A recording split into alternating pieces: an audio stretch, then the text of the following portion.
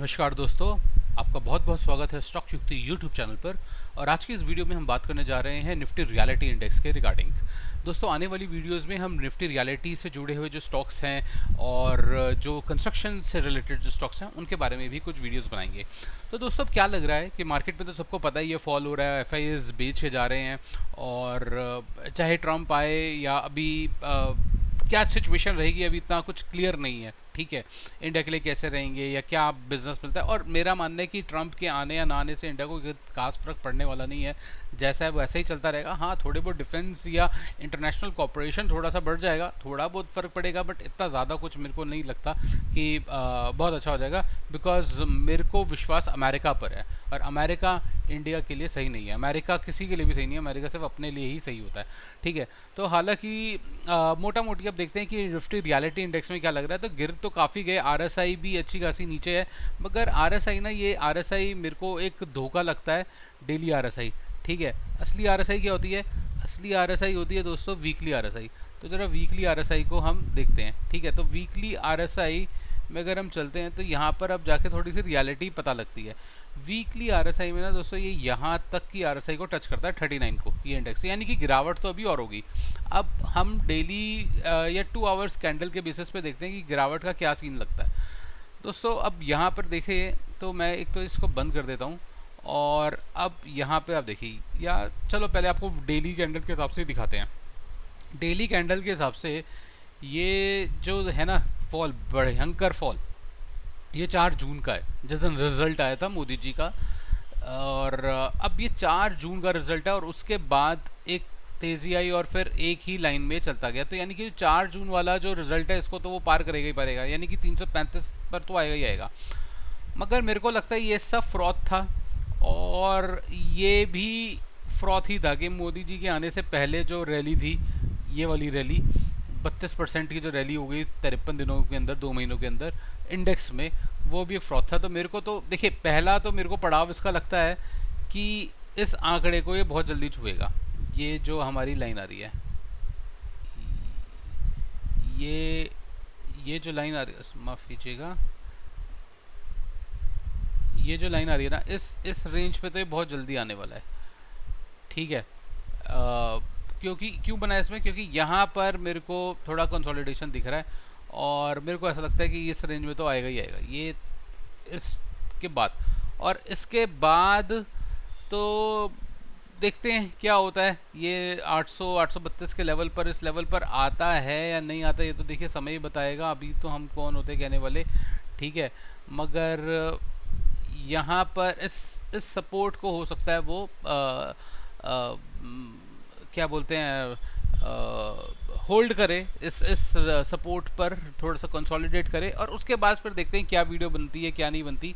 तो ये जो दोस्तों मैं बना रहा हूँ वीडियो, ये बना रहा हूँ मैं 9 नवंबर को, राइट, 9 नवंबर 2024 को हम लोगों ने अपने ये लेवल्स रखे। देखते हैं, हमें हमारे हिसाब से नीचे गिरेगा, हमारे हिसाब से अभी निफ्टी रियलिटी और गिरेगा। अब देखते हैं कोई दूसरे और स्टॉक्स जो रियलिटी से जुड़े हुए हैं। तो सबसे पहला स्टॉक का जो नाम आता है, माफ़ कीजिएगा, तो सब उसका नाम आता है डीएलएफ। ठीक है, तो अब डीएलएफ के रिगार्डिंग देखते हैं कि क्या लग रहा है। अब दोस्तों, ये जो स्टॉक है ना, ये भी बिल्कुल डाउन ट्रेंड में, और निफ्टी रियलिटी को ही फॉलो करेगा ये, मगर इसका डाउन ट्रेंड ना बहुत ज़्यादा है। अब मैं बताता हूँ क्यों बहुत ज़्यादा है। ये क्या हुआ है, ये क्या चल गया है डीएलएफ के, मतलब क्या, मतलब हर घंटे एक मकान बिका है। चलो ठीक है, बिक भी गया होगा, मगर किसने खरीदा वो मकान, है ना। यहाँ पर दिल्ली एनसीआर में तो खैर नो डाउट इतने ज़्यादा मकान इनके बने हैं और बिके हैं, बट मेरे ख्याल से ना थोड़ा सा ओवर प्राइस है। जो मकान बने हैं बिके हैं वो सब तो ना ऑलरेडी फैक्टर इन हो चुका होगा, मगर प्राइस करेक्ट होना बनता है, मतलब बहुत ऊपर है ये। और ये तो दोस्तों इसी लेवल पर, ये मैं एक्चुअली पहले ही लगाना चाह रहा था, क्योंकि विजुअली हम यही सपोर्ट देख पा रहे हैं। अगर हम चार्ट पर कुछ भी ना देखें तो भी जो सपोर्ट आएगा ना, अगर इसे गिरना शुरू किया तो इस लेवल को, तो ये 700 के लेवल को तो ये ब्रीच करेगा। इसको तो मेरे को लग ही नहीं रहा कि 700 के लेवल को भी ब्रीच करेगा या नहीं करेगा, क्योंकि ये यहाँ देखिए, अगर इसको बढ़ना होता ना तो ये इस लेवल को बढ़ लेता। ये यहाँ पर जितना भी गया, ये लोगों ने ट्रेडिंग कर करके पैसे कमाए हैं और उसके बाद बेचा। मतलब ये जिसने ख़रीदा होगा वो बेच के निकल गया, फिर ये जिसने ख़रीदा होगा वो बेच के निकल गया, ये जिसने ख़रीदा होगा वो बेच के निकल चुका है। तो अब कौन फंसे हैं? अब जो भी फंसे हैं वो ये वाले फंसे हैं जिन्होंने यहाँ पर ख़रीदा होगा, या तो वो बहुत ऊपर जाएंगे, ठीक है, तो वो यहाँ पर कंसोलिडेट करता रहेगा। बट ये मेरे को पता नहीं क्यों उतना कुछ स्ट्रॉन्ग लग नहीं रहा, क्योंकि जब यहाँ पे था, ये जब फॉल आया उस वक्त खुद अपने आप में डीएलएफ डाउन ट्रेंड में था, आरएसआई इसकी इतनी स्ट्रॉन्ग नहीं थी, ठीक है। तो ये भी अपने आप में एक धोखा ही लग रहा है मेरे को, तो मतलब इतना कुछ ज़्यादा खास लग नहीं रहा, बट तभी इसको मैं थोड़ा वीक बना देता हूँ, ठीक है।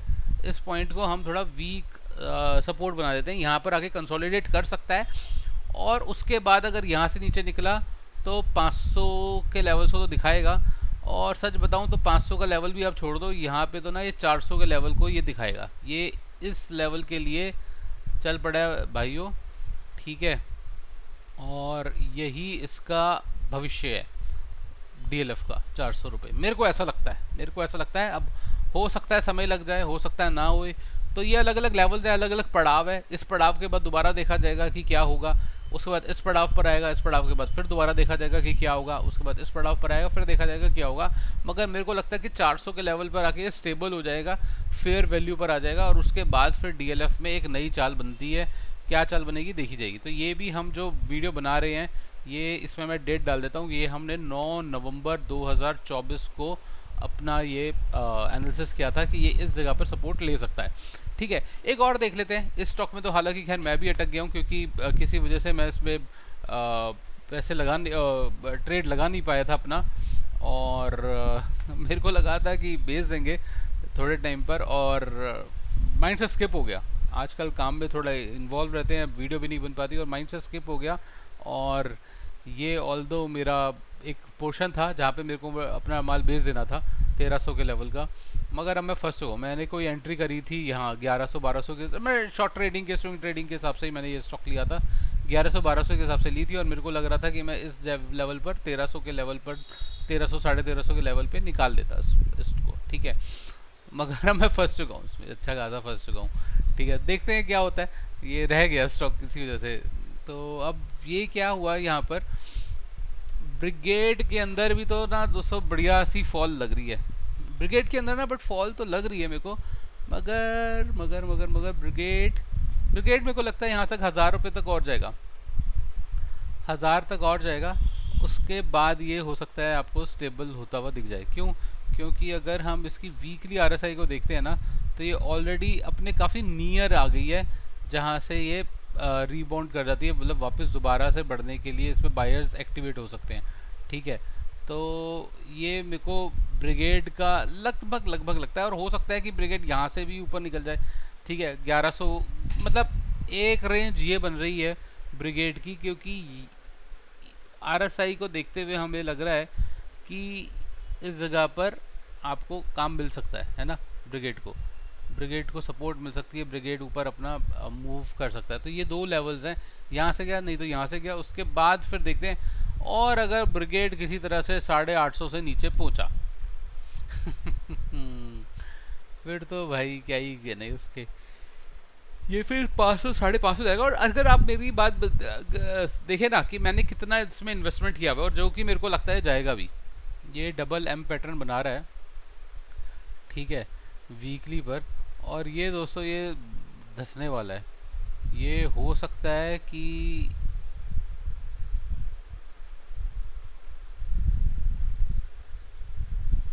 ये आपको 850 का लेवल दिखा दे ब्रिगेड, ठीक है, माइट पॉसिबल, ठीक है। तो अच्छा क्या लग रहा था मेरे को ब्रिगेड में, मेरी अगर इन्वेस्टमेंट की अगर मैं बात करूं ब्रिगेड में, तो मेरे पूरे पोर्टफोलियो का 0.5% भी पैसा नहीं लगा हुआ।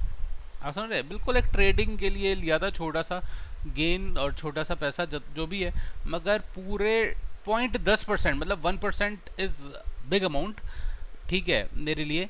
और मैंने इसमें 0.10% पे पैसे भी नहीं लगाए, 0.5% के भी कम अमाउंट मेरे पोर्टफोलियो का लगा हुआ है इसमें, ठीक है।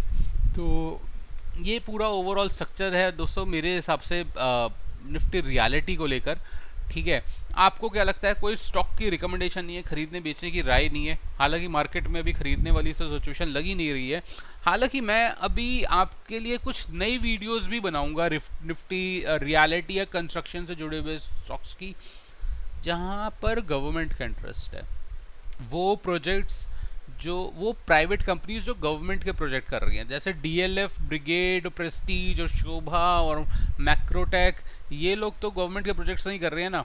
मगर मैक्रोटेक भी देख लेते हैं चलो, मगर कुछ ऐसे स्टॉक्स भी हैं जो कि गवर्नमेंट के प्रोजेक्ट्स कर रहे हैं, ठीक है, और उनकी क्या राय लगती है दोस्तों? ये भी लगभग सपोर्ट पे ही लग रहा है। मेरे को लग रहा है डीएलएफ में फ्रॉथ ज़्यादा थी और ये गिरेंगे, ये मतलब ये आपको कंसोलिडेशन जोन पे ले जाएगा, क्योंकि एक बहुत हैवी कंसोलिडेशन लग रहा है। देखिए, जनवरी 2024 से मई 2024 से 5-6 महीने का कंसोलिडेशन इस जगह पे दे चुका है ये स्टॉक, है ना, और उसी जगह पे दोबारा आ गया।